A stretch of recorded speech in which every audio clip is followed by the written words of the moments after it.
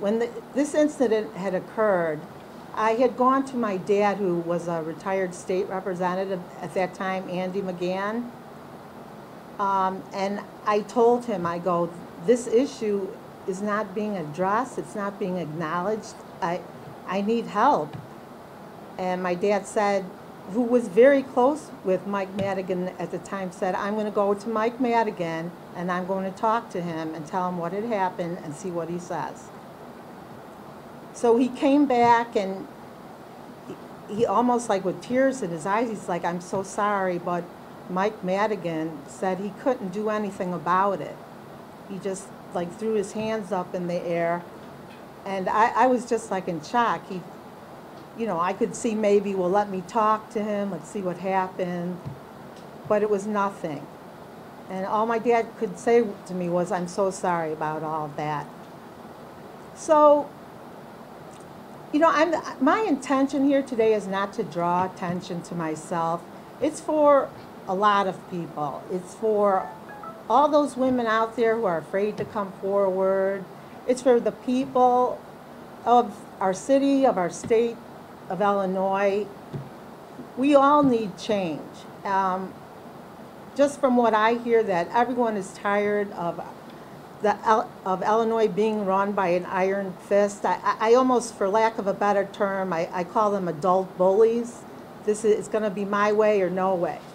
I was getting ready for work that day. I let the dog out, and I was just coming back in my house, and my back was turned, and I pushed, and I felt this pressure on the door. I turned around, and I saw him standing there, and he pushed the door on me. I ran in. I go, what are you doing here? He grabbed me by the back of my hair and pulled me down to the ground. So and he kept yelling, why are you getting other people involved? Why are you getting other people involved? Because I was trying to slowly break the relationship off because I was getting scared.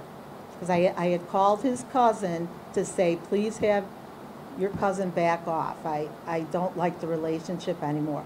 So I was able to fight him off, and I ran to the bathroom.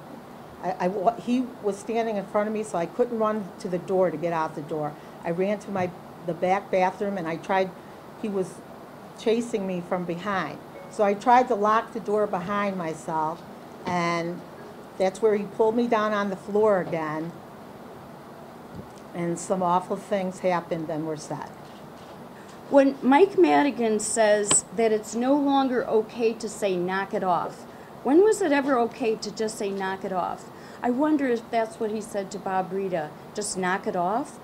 And then are we supposed to accept this as normal, just politics as usual? Because for us it's not acceptable. It never was.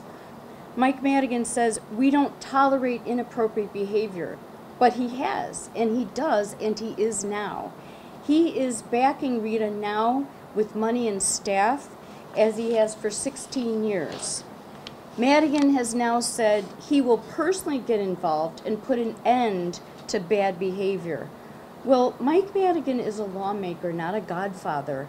He needs to back up his assertions with public action, not backroom conversations. People ask me, why would you focus on something that happened 16 years ago? The reason is because it's not over. What happened 16 years ago is happening right now. We have a man in office whose character is known to insiders, and it's never been addressed.